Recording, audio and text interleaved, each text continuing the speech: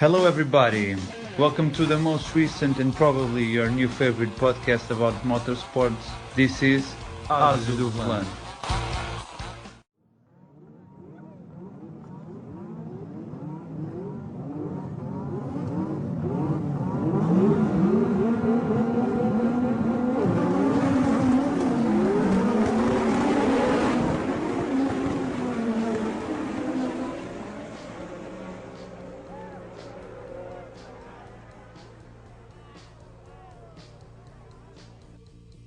Good morning, good afternoon, and why not good evening. Here we are again, back on track. We are Azul. And we are here back again in our turbo edition to recap, to do a little briefing about the last Formula One Grand Prix.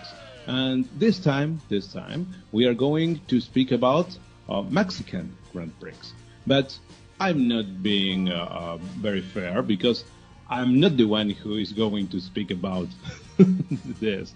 We've got a specialist here, and his name is João Barata. Here I am. How are you doing, João? I'm good, and you? I'm fine. After a very hard day at work, but I'm here to try to be your guest. In this little podcast, we are just starting. We are here for more or less half an hour. We will be discussing, we will be doing a recap, we will doing speaking as friends are fans of Formula One. Indeed, we will. First of all, João, I would like to apologize with you and with our friends because of a mistake. A few chapters ago, I said Latifi's family had interests and investments in oil companies, and they have their investments in food markets. So that is the way they have developed their fortune. Okay. Meanwhile, I have to tell you that Valtteri Bottas was here at Argentina last days, right after Mexican Grand Prix, to explore the Mendoza zone. I read that he is a very well knower of wines and all that kind of stuff, and perhaps he's doing an investment in our land. Interesting. Okay, João, but just a few curious facts. Nothing in direct relation with the sport. Please. So let's start with Mexico Grand Prix. And we all know that this GP is a little bit different than the others because of the high altitude. So we have the air is less dense than usual. And so the aerodynamics doesn't work so well, we could say. They use almost setup regarding the air package like in Monaco, but with tremendous top speeds comparing to Monaco, which is interesting. And also the combustion is infected. So we could say that there is no circuit like this one, and we could analyze this GP in a particular way that maybe what we saw here, it's not the real thing. So in most tracks, at least. Well, and we could see that in qualifying already. I realized that there was an important performance by Mercedes and a very poor one with the Ferraris. Had any relation with what you have said? Ferrari, I would say yes, but I can't explain really why. Maybe I understand that their turbo is the smallest one, and being the smallest one, it would be the one that would be most impacted by the high altitude. So maybe that's an explanation. But aerodynamically, I don't see how Ferrari could be affected. But Mercedes, yes, because the biggest problem with Mercedes top speed is not the engine, it's drag. Well, on this circuit, the drag effect is much reduced. We have much less drag than on usual tracks, and so Mercedes could show us a stronger performance, I think. But we will confirm that in Interlagos and in Abu Dhabi for sure. Mm-hmm. Oh, there are another things that come to my mind right now. One of them is not in direct relation with the Mexican Grand Prix, is the possibility of not having a Brazilian Grand Prix. Sorry for saying it right now, but being a little bit messed with the info. But this could mean that, speaking about temperatures, there are many develops that are used not only at Mexican but at Brazilian Grand Prix also, because of the temperatures. And they are not going to be used again, perhaps. Regarding the issue of the Brazilian Grand Prix, I think it's all mostly solved. It seems we will not have any issue, but we'll see how the situation develops. Continuing our analysis of and also continuing to answer your question about this kind of special track, we could say. Well, we see that Leclerc, which is constantly fighting for pole positions, and because that is the strong point of the Ferrari this year, and also of Leclerc, we can say. Yes. Only qualified 7th, almost 1 second behind Verstappen, and Sainz only qualified 5th. And even more interesting than that was that I think that Russell he should have started P1 because he messed up his last lap, and I think he was going for a pole. And well, in true pace, we could say it would not be like it was raining and no, it would be Mercedes, the fastest car on this qualifying. So yeah, I think this circuit is a special circuit. Yeah, absolutely.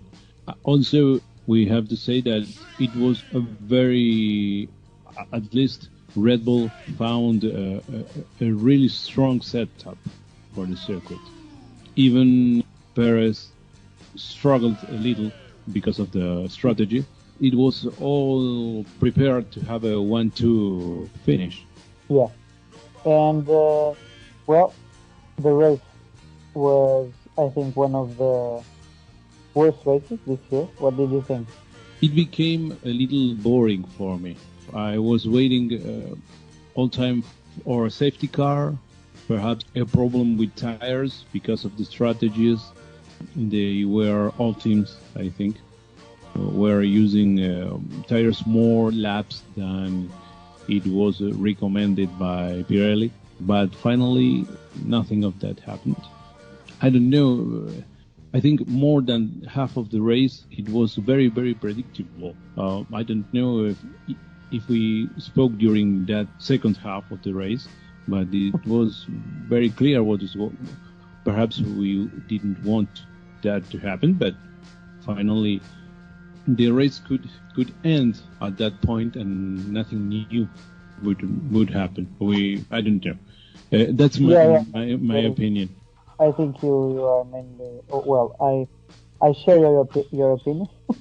We saw that Verstappen was just maintaining his distance to Hamilton, and obviously, if he would have to make another pit stop, he would have to force the rhythm, so he would open a gap. But no, it was 10 seconds, 9 seconds, 10 seconds. So he was really in control of the situation, and for me, it was pretty clear that he wasn't going to pit for another set of tires. I had some hopes when I don't know if you remember, but when we heard Russell messages on the radio of going for softs, extending the first stint and going for softs, but in the end they didn't do it.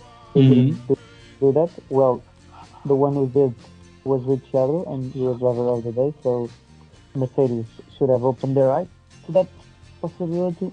And also because, well, if you are trying with two cars to go for the victory, maybe you could go with two different strategies to have a wider range of possibilities or chances. Yes, absolutely, I agree. But yeah, as usual this year, Verstappen won, fair and square, nothing to say. The usual thing. Really nice race by Hamilton. Also, he couldn't have done much more than that, really. In a moment during the race, he asked for another tire compound. He said at least twice that they were running in the wrong compound. He complained about that, but I don't know if... I find it interesting that Hamilton, well, we see that Russell is more, it seems he anticipates what is going to happen really well and understands how they can shift the strategy. We don't hear so much of those inputs by Hamilton. Well, he complains after the things are done, well, when they change these tires, and he knew that, well, he felt that he wasn't on the right tire, but before the pit stop he didn't say anything. So, yeah, it's interesting, that part. I remember that also Russell complained about the same, at least once during the race. No, but I'm saying Russell was suggesting, well, we should extend the stint and I want to go for the soft. And they didn't do that. But Hamilton didn't say anything. Well, it did. I don't know if it's not fighting for the championship or, I don't know, but those inputs, you know, like... Yeah. For the team. Yeah. Now I understand what you're trying to say. Well, you spoke about Ricciardo and his strategy, which was really interesting, but he made a mistake, so he had a penalty. Yeah, he had a penalty, and even with the penalty, which I think was fair because he was clearly too optimistic, even with the 10-second penalty, not 5, 10-second penalty, he finished 7th, and I think it was his best drive for McLaren. Like, even better than the race he win, because, well, he didn't have to do much, if we record that way. And on this one, he had to fight.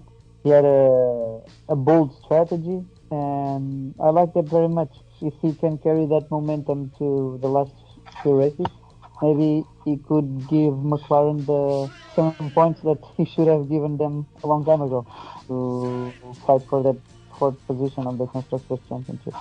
And that makes me think about Alonso. He is, I don't know how to say, his tears. I thought we were going to have more of that failures, mechanical failures, but we had also one. Am I in mistake? No, you are right. It was only Alonso. Because Tsunoda was also DNF, but it was because of Ricciardo. So, yeah. And yeah, Alonso, poor guy. 6 DNFs because of reliability issues, you know. I understand that frustration. And yeah, Alonso is Alonso. We all know how he was. With 41 years old or something like that, he still has that young lion will and passion to fight, which is awesome, really. Yeah, he's driving like he were 20. He's doing. Yeah, he's driving almost better than when he was champion. It's amazing. That's not part of the sport thing, but he always takes with him the problems that he takes to the teams where he drives. But that's another discussion. Well, and at this point, I would like to know how's the fight for the 4th place. Yeah, the fight for the 4th place is tight, and I think it's 4 points or 7. Yeah, they gained 4 points. McLaren gained 4 points, and 7 points behind RP, I think. So yeah, that's it. So yeah, we can expect some intense last 2 races in the fight for this position, as well as for 6th, because Alfa Romeo is 4 points ahead of Aston Martin.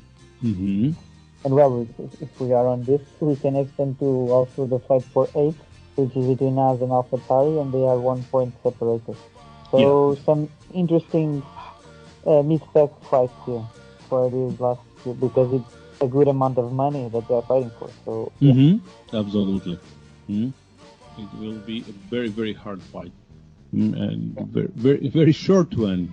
It's a shame, but it is what it is. And just to add that we didn't say it before, but before Alonso DNF, when the Mhm. car started to fail, he was the best of the rest. Well, he was seventh. So doing what he does best, driving like a madman. And the other of Ocon, which is the usual thing. But yeah. I, I don't know what to think about Dalton. He's very irregular. You don't know very well what to expect from him. Mm. Sometimes a great drive. In fact, the only winning race was by Alpine was in his hands. Uh, but I don't know what to wait from him. He defended. I remember more or less well during the race. I don't know. Yeah, I think next year with Gasly, if he's beaten by Gasly, clearly, I think he's in a not so good position for the future. If Gasly arrives at Alpine and becomes the strongest driver, Mm-hmm. like in 4 or 5 races, I think Ocon maybe will have difficult days ahead of him. But we'll see, because I'm not believing very much in Gasly right now, because he's not having such a great season this year and a little bit inconsistent. So, well, we'll see. Yeah, I agree. Perhaps more irregular than Ocon. It will be a strange season next one for Alpine with those two. I think on 2 final notes, we already talked about Mercedes and their strategy. But yeah, a negative for sure. A negative thumbs up or a down vote for Mercedes regarding their strategy. And I think we have to say that Ferrari, even if we know that this track is different and, well, a special circuit, we could say, if you want to fight for titles, imagine that Ferrari arrived here like fighting for the title. This would be a race to automatically throw in the trash. And that can't be acceptable in a team that wants to fight for victories and championships. So they have to understand and solve the issue with high altitude. I saw faces and expressions at Ferrari pitbull. They were really worried. They left Mexico, I think, in a very unhappy mood. Well, I would have. It's hard to be a Ferrari fan, man. In a way, well, we have spoke many times about this. In a way, more or less, we all are Ferrari fans. Yeah. Yeah, and this ends, I think, the Mexico Grand Prix analysis. We can move.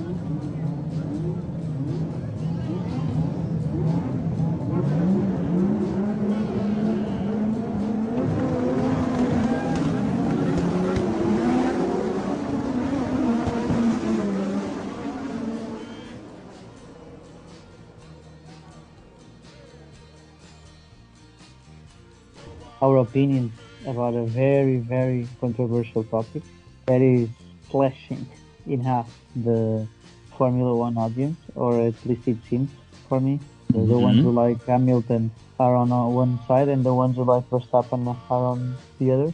And it seems that there are no reasonable people anymore. Yeah, well, it is so strange. The polarization, is that the word? Yeah. We had in Formula One, like in any other, I don't know, like in football, there is always Boca River, Flamingo, and which one is the other team? Porto, and which is the other team? I don't remember. Porto and Benfica, Porto and Sporting. Yeah, and that's it. Hmm? Yeah. Well, I assumed, or I was in a mistake, perhaps, that you could know the opposite of flamingo, but I don't know. I think maybe Palmeiras. Yeah, if you say so, I must say yes. You know that you are a bit closer to them than. Yeah, I don't even watch football matches of my own league. I can say that the opposite of my favorite team is Independiente. So, Racing Independiente, but Okay. no more than that. Mm. Okay, please, go on, go on. Sorry for my interruption. No, it's okay. So there were rumors, and there was the confirmation of a minor budget cap breach by Red Bull, Mhm, and also mhm. how do you say a particular violation that also Aston Martin and Williams had, I which didn't are know. I didn't know about Williams. yeah, it was earlier this year they filed the submission of some documents and had to pay Mhm. $25,000 fine. So yeah, and regarding Red Bull breach, I think like we were talking, there are a lot of polarization and opinions, like very aggressive, Mhm. and we have to be a little bit more reasonable and try to understand what happened. So Red Bull had like we said, a minor breach, which is less than 5%.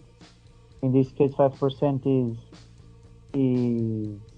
7 million something, and Red Bull breach was 2 million. But of those 2 million, like 1.6 or something like that, 1.5 was due to a mistake on a tax Uh-huh. adjustment or a Mhm. tax credit, something like that. So it would make the real breach 500 or $400,000. There was also an issue with some parts that that they have. I'm not very on the inside of how they count the money to develop the parts, but there was also some issue with parts that were not utilized, and yeah. The thing is that these big teams like Ferrari, Mercedes, Red Bull, they don't the submission by themselves. Like Red Bull is audited and accompanied by EY, that is one of the big four of consulting, Mhm. and of course the intention or the how they operated, they thought that it was right. Well, it's EY, it's not kids playing in the kindergarten. Mhm. But yeah, there was a breach. Nevertheless, there was a breach, so there had to be a penalization. And I think that it was a reasonable one. I think the process could have been more faster and Mhm. more clear. Like they could have disclosed the information, because also the polarization comes from the secrets, and well, we will not say anything, and everyone thinks that, oh, they spent 5 millions more on developing the car. But well, it's not like that. And at the end, they had 7 million fine and 10% reduction in wind Uh-huh. tunnel Yeah. usage, we could say, which is interesting because, well, on the websites, at least most of them, they only said that Binotto and Toto Wolff said that the penalty was not severe, was like nothing. Mhm. But Yes. well, Yeah. it's Ferrari and Mercedes, of course they would have to say that. But interestingly, Omar Safnauer Mhm. from Alpine, yeah, I tried to say his name, Yeah. It is. said that he thought it was an adequate penalty and that the wind tunnel would cost them something. So Mhm. yeah, I think we have a balanced outcome, like a nice balance between severity of the punishment and not doing nothing, because that if they did the problem was if the penalty was like well, you get a 5 million fine and that's it. What would happen is that all teams would would start to make minor breaches on purpose. Sorry, because of my interruption, but how do FAI manage the wind tunnel activities if a team has its own wind tunnel? Well, I don't know really, and I think that is like not the least, but I don't understand how it's possible to control Mm-hmm. Ferrari and Mercedes, for instance, or Alpine. They can call a guy, well, in Mercedes in Germany, and say, well, look, you could look at this, maybe for us, over there in your computer on the factory, and they are not like connected to the F1 team. I don't know how they control that, really. How teams that are constructors, also, Mm-hmm. how are they sure that there is no information that leaves the team to the constructor's facility? Because we know that, for instance, Mercedes is in Prix, right, in the United Kingdom. Mm-hmm. And well, probably the headquarters of Mercedes globally, Mercedes are on Germany, probably in Berlin. I don't know. Well, How Alpine, almost are the they sure same. that United Kingdom, sorry, France. how are they sure that there is no information that is passed between those two different companies? Because Mercedes AMG F1 is a company, is an entity connected to Mercedes. Well, I don't know, and Ferrari also. I'm saying Mercedes, but Ferrari, Alpine, I don't understand. I think it's uncontrollable, but well, they are doing something. Okay. And even Red Bull. Red Bull has 1,000 companies worldwide or entities worldwide, hundreds of teams in every sport. Mm-hmm. Can they put some of the costs on other teams and do something there, like by the side? If it was a Portuguese guy managing, sure. And I believe from Argentina and Latin America in general, it would also have. We are tricky. So true. What is your opinion? Sorry, I don't know if we are already recording that budget issues are very, very and extremely difficult for me. Even in my own work, it's difficult to understand the limits, the controls. So it's been like for me, it was like a class. I was sitting in front of my PC. Hearing you, listening to your explanations and opinions, and in a way understanding for the first time what was this thing about. So I would like, first of all, thank you because of the explanation, and I have the thing a little bit more clear now. Mm-hmm. I can add that I have here the correct number. The real breach with the correct tax credit would be 432,662. Yeah.